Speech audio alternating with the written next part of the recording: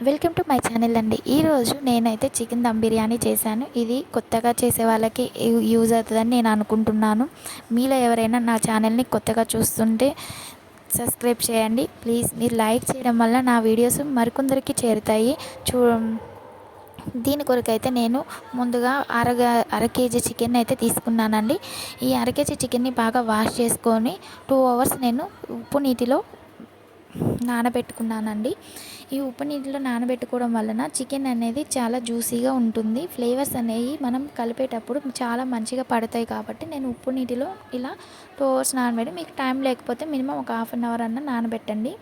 ఆ తర్వాత fried onions కోసం నేను ఇక్కడ 4 ఉల్లిపాయలు తీసుకొని దాన్ని బాగా ఫ్రై చేసుకొని పక్కన పెట్టుకున్నానండి. ఆ తర్వాత అడుగు మందపాటి గిన్నెలోకి నానబెట్టుకున్నానండి. ఈ చికెన్ని ఇలా వేసుకున్న తర్వాత దీంట్లోకి ఒక్కొక్కటి మసాలాలన్నీ వేసుకొని బాగా కలదిప్పుకోవడం వలన ఈ ఫ్లేవర్స్ అన్ని చికెన్కి మంచిగా పడతాయండి. ముందుగా దీనిలోకి కొంచెం ఉప్పు, కొంచెం కారం, కొంచెం పసుపు ఈ 3 వేసి ముందుగా బాగా కలుపుకున్నానండి. చేత్తో కలపడం వలన ఏంటంటే ఫ్లేవర్స్ అన్నీ లోపలికి మంచిగా ఇముడుతాయి.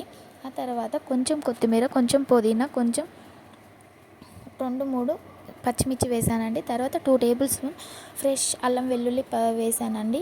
ఇవి వేసి బాగా మళ్ళీ మిక్స్ చేసుకున్నానండి. ఇవి మనం ఎన్నిసార్లు కుదిరితే అన్నిసార్లు బాగా కలిదిప్పుకోవడం వలన ఇవి ఫ్లేవర్స్ అన్నీ చికెన్కి అనేవి మంచిగా పడతాయండి. ఆ తర్వాత మన దగ్గర కొంచెం జీలకర్ర పొడి, కొంచెం ధనియాల పొడి, జీలకర్ర పొడి అనేది ఫ్లేవర్ కోసం అండి, ధనియాల పొడి, తర్వాత గరం మసాలా, తర్వాత కొంచెం చికెన్ మసాలా ఈ 3 వేసి బాగా మంచిగా కలిదిప్పుకున్నానండి. ఇలా బాగా మిక్స్ చేయడం వలన ఈ ఫ్లేవర్స్ అన్నీ ఒక్కొక్కటిగా మంచిగా పడుతున్నాయి. తర్వాత దీనిలోకి దాల్చిన చెక్క, కొంచెం బిర్యానీ ఆకు, కొంచెం ఇలా బిర్యానీకి సంబంధించిన మసాలాలన్నీ వేసుకొని దాన్ని మొత్తం కలిపుకోవాలండి. ఆ తర్వాత ఫ్రైడ్ ఆనియన్స్, తర్వాత నిమ్మరసం వేసుకొని బాగా మిక్స్ చేసుకోవాలి. ఇలా మిక్స్ చేసినప్పుడే మీకు ఫ్లేవర్స్ అన్నీ మిక్స్ అయ్యి మంచి సువాసన అనేది వస్తుంది. ఆ తర్వాత ఇవి బాగా మిక్స్ చేసిన తర్వాత నేనైతే అరకిలోకి 250 గ్రామ్స్ పెరుగునైతే తీసుకున్నానండి. ఈ పెరుగు తీసుకొని వీలైనంతగా బాగా కలుపుకోండి. కలుపుకున్న తర్వాత మినిమం 2-3 అవర్స్ ఫ్రిడ్జ్లో పెట్టండి. ఇలా ఫ్రిడ్జ్లో పెట్టడం వలన ఈ మసాలాలన్నీ చికెన్కి అనేది బాగా పట్టి మంచిగా, ఇదైతే ఫ్రైడ్ ఆనియన్స్ చేసుకున్న ఆయిల్ అండి. కొంచెం వేడి చేసుకొని ఇలా కలిపుకోండి. తర్వాత మనం రైస్ గురించి మనం 1 కప్పుకి 3 కప్పులు నీళ్ళు పోయాలండి. తర్వాత షాజీరా, కొంచెం బిర్యానీ మసాలా మొత్తం వేసుకోవాలి. ఇలా బిర్యానీ ఇవన్నీ వేసుకున్న తర్వాత సాల్ట్ అయితే ఎక్కువ యాడ్ చేసుకోవాలండి. నేను ఇక్కడ 3 టేబుల్ స్పూన్ సాల్ట్ అయితే యాడ్ చేశాను. ఇది ఎలా ఉండాలంటే సముద్రపు నీరు ఉన్నంత ఉప్పకైతే ఉండాలి. తర్వాత 1 టేబుల్ స్పూన్ అల్లం వెల్లుల్లి పేస్ట్ వేసాను. ఇవి బాగా మరిగిన తర్వాత బాగా 2-3 మినిట్స్ మరగాలండి. మరిగిన తర్వాతనే రైస్ వేసుకొని ముందుగా గంట సేపు నానబెట్టుకున్న బాస్మతి రైస్ని అయితే వేసుకోవాలి. అర కేజీ చికెన్కి అర కేజీ బాస్మతి రైస్ అయితే తీసుకున్నానండి. ఇవి 60% ఉన్నప్పుడు ఒక లేయర్ వేసుకోవాలి. తర్వాత 80% ఉన్నప్పుడు ఒక లేయర్ వేసుకుంటే అయిపోతుందండి టోటల్గా. నేను ఇక్కడ 3 లేయర్స్ వేసాను. నేను 50% ఉడికినప్పుడు మాత్రం ఒక లేయర్ వేసుకొని దాంట్లో మనం ఫ్రైడ్ ఆనియన్స్, కొంచెం గరం మసాలా, కొంచెం లైట్గా అక్కడక్కడ పుదీనా, కొత్తిమీర వేసానండి. వేసిన తర్వాత మళ్ళీ ఆల్మోస్ట్ 70% అంటే నేను 50, 70, 90 తీసుకున్నానండి. మీరు 60, 90 అయినా తీసుకోవచ్చండి. నేను ఇక్కడ 3 లేయర్స్ వేసాను.